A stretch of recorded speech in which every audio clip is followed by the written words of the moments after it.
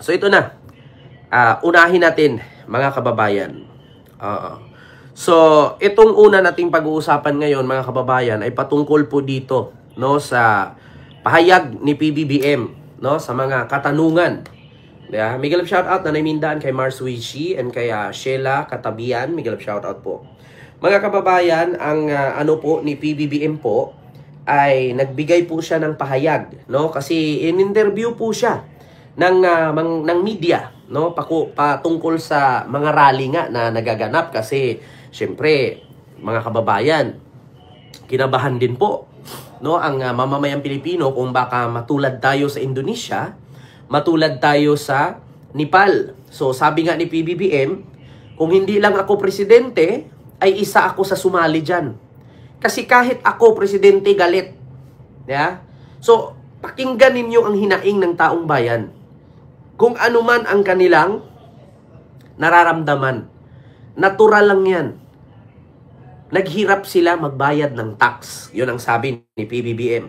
So ito po, mga kababayan, pakinggan ninyo ang sagot ni PBBM na kung siya nga daw po hindi lang presidente, ay sumali na siya, no, sa rally. Kasi maskin siya nga daw presidente, galit siya sa korupsyon. Kasi siya mismo nakabisto at siya mismo nagbulgar ng korupsyon na yan. Take note, mga kababayan, bago ko i-play ang video na ito, mag-like po kayo. Sa mga hindi pa nakapag-subscribe, mag-subscribe po kayo. Bago ko po i-play ito, mga kababayan, uulitin ko, DPWH pa lang yan. Ilan po ang sangay ng gobyerno na pinupunduhan mula sa pera o sa tax ng taong bayan? Kaya, tandaan ninyo, bilyon-bilyon, trilyones, trilyon, mga kababayan. Ang 1 milyon ay 1,000,000. Ang 1 bilyon ay 1 milyon na 1 milyon. 1 milyon na 1 milyon. 1 bilyon. Ang 1 bilyon ay ang 1 bilyon at 1 bilyon ay 1 trilyon. No, ganun po 'yun. 1:1. So, tandaan niyo, mga kababayan, DPWH pa lang 'yan. Talamak na. Talamak na ang korupsyon, mga kababayan. Kaya ito ang pahayag ni PBBM. Wait lang po ha, may ads lang. Earn easy tuition and the 20,000 pesos joining bonus. Like and subscribe YouTube fam. Wait lang ha, mga kababayan. Ito ha. Ito. Tingnan ninyo ha, mga kababayan. Bakit hindi dapat If I wasn't president, I might be out in the streets with them. Do you blame them for going out into the streets? If I wasn't president, I might be out in the streets with them. So, you know, of course, they are enraged. Of course, they're angry. I'm angry. We should all be angry. Because what's happening is not right. Diba? So, yes, express it. You come, you make your feelings known to these people and make them answerable for the wrongdoings that they have done. Kita nyo? Si PBBM na mismo nagsabi, lumabas kayo. Ilabas ninyo yung saloobin ninyo. Pasagutin ninyo. Tama yan. You make it right. Lumabas kayo, maglabas kayo ng saloobin ninyo. Kalampagin ninyo. Pasagutin ninyo. Yung mga magnanakaw. Diba? Mismong si PBBM na nagsabi, kung hindi lang ako presidente, isa ako sa pumunta at nagrarally dyan. Trabaho ninyo yan, karapatan nyo yan, magsalita. Kasi kahit ako, galit ako. Yeah? Kaya sa totoo lang, mga kababayan, ulitin ko kung itong si PBBM, pareho lang ng utak ni Digong. Wala na yang ano ngayon, investigasyon. Pinagpapatay na yung mga kurakot na yan. Kaso lang, ang kaibahan kasi ni PBBM, mga kababayan, gusto niyang idaan sa legal. Ayaw niya yung papanagutin mo, tapos idadaan mo sa dahas. Ayaw niya yung ganun. Ang gusto ni PBBM, idaan sa tamang proseso. Yun yung tinatawag na due process. Kasi kung ang utak ni PBBM ay pareho sa utak ni Digong, si Sara, hindi abot 1 buwan impeach na yan. Take note. Pasalamat tayo, meron tayong presidente na tinatawag nilang weak. Pero, dinadaan pa rin sa due process. Kung sa panahon ni Digong nangyari yan, ewan ko lang kung may investigasyon na mangyayari. At iwan ko lang kung buhay pa yung mga kurakot na yan. Kasi sa panahon ni Digong, mga kababayan, kapag kaalyado ka, sumabit ka, kung hindi ka sibakin, ipapapatay ka. Yun ang totoo. Tignan nyo, sino yung naglabas ng salin ni Digong? Sinibak sa pwesto. Naalala nyo, mga kababayan? Yung lalaki na isang miyembro ng government, no, nagtrabaho sa gobyerno na inilabas ang salin ni Digong ay sinibak niya. Actually, andito yata yun mga kababayan. Nasib ko yata yun. Kung sa panahon lang ni Digong yan, nako. Palaman ninyo ang sentimento, palaman ninyo kung paano nila kayo sinaktan. Kung paano kayo ninakawan nitong mga ito. Palaman ninyo sa kanila, sigawan ninyo, lahat, gawin ninyo, mag-demonstrate. Just keep it peaceful. Kasi pagka hindi na peaceful, ay mahirap na yan. We will have to, the police will have to do its duty. Diba? Walang nagbabawal mag-rally. Gawin nyo yan in peaceful way. Kasi kapag hindi peaceful, iba na yan. Kapag ang pulis hindi kaya, no, na makontrol ang crowd sa rally, lalabas na ang sundalo dyan.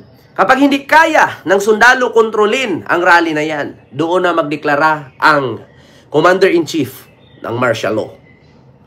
Diba? Yan ang problema, mga kababayan.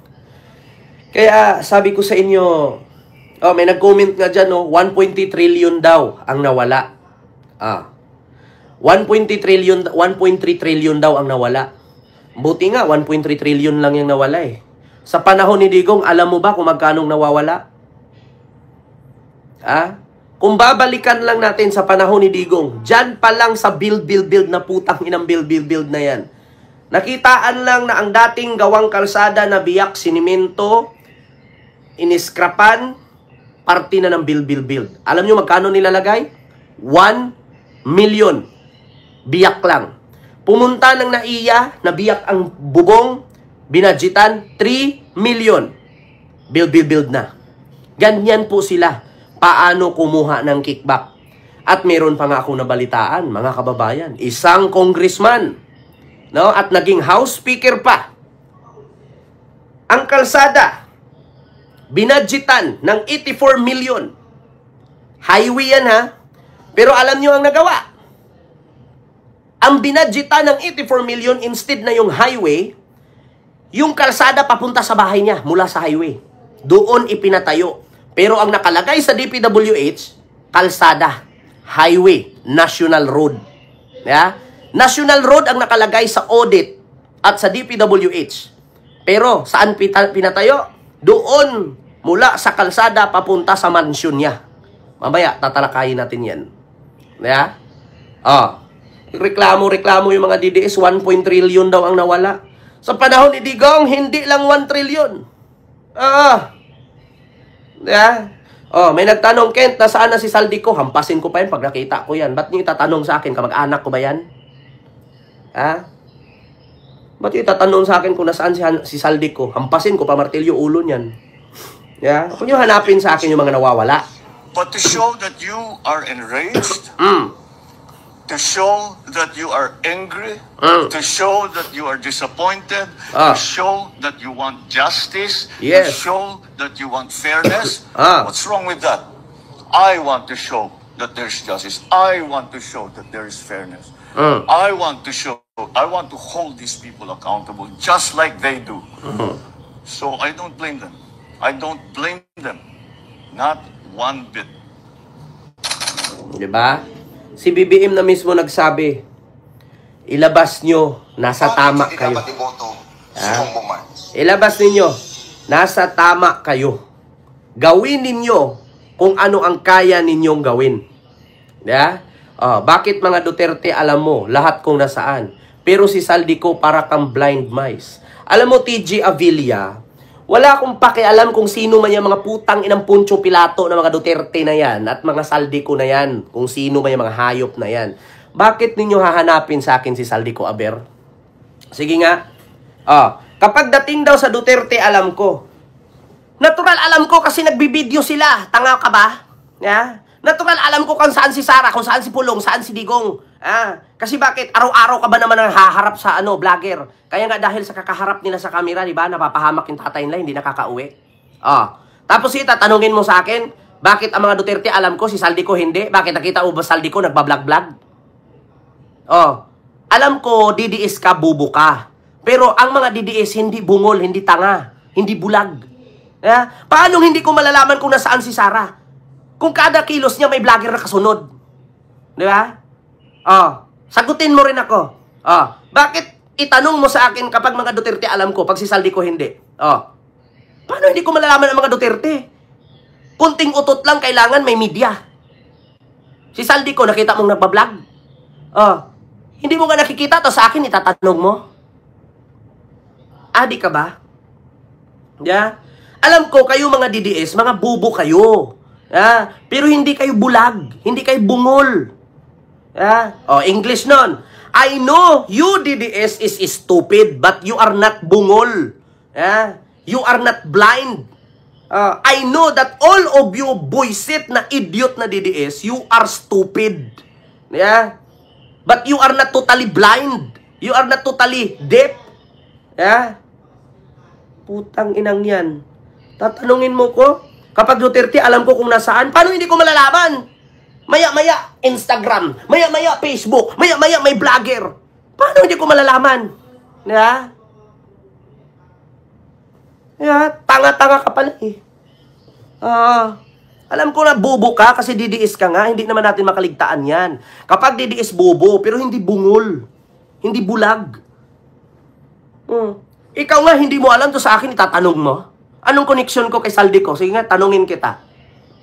Maglabas ka ng pruweba na may connection ako kay Saldico. Bakit mo itanong sa akin si Saldico? Ngayon, may pruweba ako kung bakit ka may connection sa mga Duterte? Kasi bobo ka. Ang mga supporter ni Digong, yun lang yung mga bobong DDS. Alam nyo na nga na hindi ko alam, itatanong nyo sa akin. Kita mo yan? Kung hindi ka ba naman tanga? Alam ko na supporter ka ni Digong, literal na nga eh. Makikita mo agad pag sinabing DDS eh. Bakit? Alam nyo ang sakit ng mga DDS, ganito yan. Naglalakad. Naglalakad. Tapos nakakita ng tae.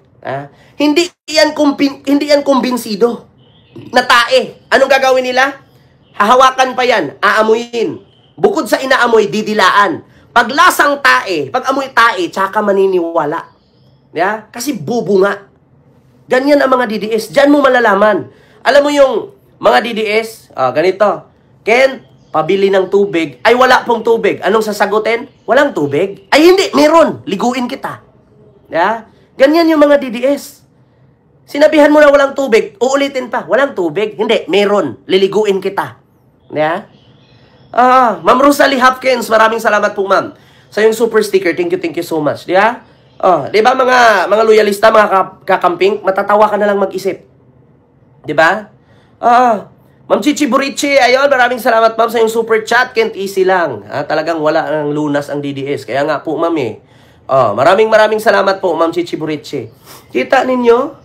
Ganyan ang mga DDS. Kaya hindi mo na kailangan i-ano yan sila eh, i-x-ray. Hindi mo na kailangan i-CT scan para malaman mo na DDS sila. Bakit? Ganito yan. Pagdating sa bahay, nakita ang nanay naglaba. Anong tatanungin? Ma, naglaba ka? Ay, hindi. Naglalaro ako ng Mobile Legend, anak. Natulog ako, nak. Ito, nasa higaan ako, nak, natulog. Bumubula nga lang. Ganyan ang mga DDS. Kita mo, nag-comment, Ken, bakit pag mga Duterte alam mo kung nasaan? Bakit si Saldico hindi mo alam? Nakita mo ba Saldico nagbablog-blog? Paano hindi ko malaman yung mga Duterte? Maya-maya po sa Instagram, maya-maya po sa Facebook, maya-maya pa-interview sa media. Talagang malalaman mo kung saan. Si Saldico, nakita nyo? Nagbablog-blog. Kaya nga sa sobrang kablog-blog nila dyan, interview sa media, sa mga vlogger, napapahamak yung tatay nila. Hindi na nakakauwi. Kung ano-ano pinagsasabi. Ang sabi ng abogado, baliw ang tatay. Ang sabi ng abogado, hindi na makaalala. Pero ang sabi ng 4 na anak, okay naman siya. Hinihilot-hilot ko pa nga. Pinag-usapan nga namin yung nakaraang pangyayari at sa susunod pa for the future. Diba? Yan, mga DDS. Hindi ko na kailangan ulit-ulit. Bakit? Si BBM na nga mismo nagsabi, ilabas mo yung nararamdaman mo, karapatan mo yan. Diba? Walang nagbawal sa inyo, kalampagin nyo yan. Di ba? So, yun lang. Yung aking reaction.